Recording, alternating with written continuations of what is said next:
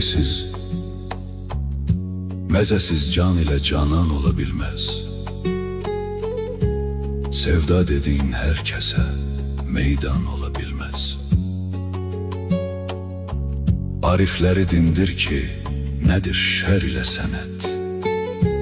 Şair yaranan ömre peşiman olabilmez.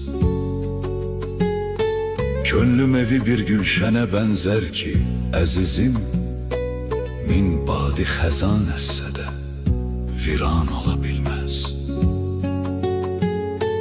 Kalbin, yüreğin odlarına yanmasa bir söz, dillerde, ağızlarda o dastan olabilmez.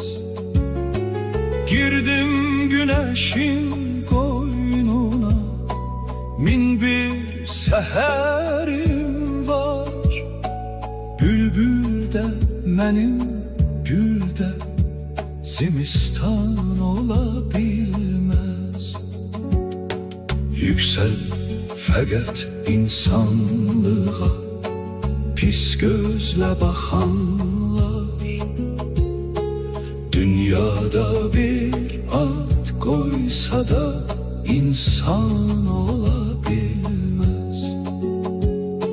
Xoşbəxt elimin, yurdumun öz vurğunuyam mən.